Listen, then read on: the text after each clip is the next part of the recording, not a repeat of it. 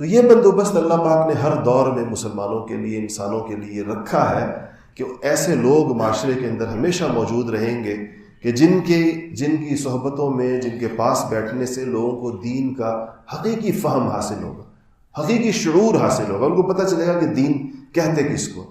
اور یہ جو کتابی دین ہے اور یہ جو سننے اور سنانے والا دین ہے اور صرف پڑھنے اور پڑھانے والا دین ہے، یہ ایک معلومات کی کہ جس کو کہنا چاہیے اس میں اضافہ ہے، اور یہ علم انسان کے لیے اگر اس کے ساتھ عمل نہ ہوا تو یہ آخرت میں اس کے لیے وبال بن جائے گا۔ آخرت میں انسان سے پوچھا جائے گا کہ تمہیں یہ بھی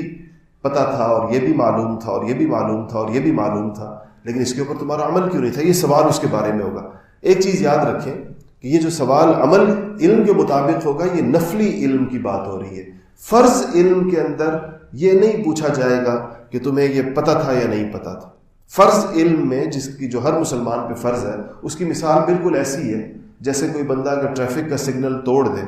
اور آگے اس کو ٹریفک سارجنٹ پکڑ لے تو یہ اسے کہے کہ مجھے تو اس بات کا نہیں پتہ تھا کہ سرخ بتی کے اوپر رکا جاتا ہے، میں تو سمجھا تھا کہ سرخ بتی پر چلتے ہیں اور سبز پہ رکتے ہیں، میں تو یہ سمجھا تھا۔ تو یہ عذر اس کا اگر ٹریفک سارجنٹ نہیں مانے گا، کہے گا کہ یہ تو دوہرا جرم ہے۔ اگر دیکھا جائے کہ ایک تو آپ نے اشارہ توڑا، یہ ایک جرم ہے، اور دوسرا جرم یہ ہے کہ ٹریفک کے قوانین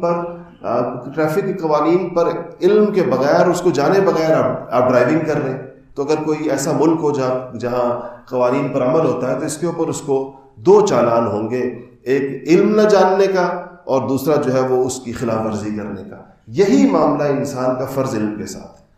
کہ اگر فرض علم کسی کو نہ ہو، قیامت میں اس کا پوچھا جائے تو وہ اگر یہ کہے کہ مجھے تو اس بات کا علم ہی نہیں تھا، اور وہ چیز فرض کے درجے کے اندر داخل ہوتی ہو، تو یہ اس کا دوہرا جرم سمجھا جائے گا کہ ایک اس کو اس کا پتہ نہیں تھا جو چیز کو پتہ ہونی چاہیے تھی، اور دوسرا اس نے اس کے اوپر عمل بھی نہیں کیا۔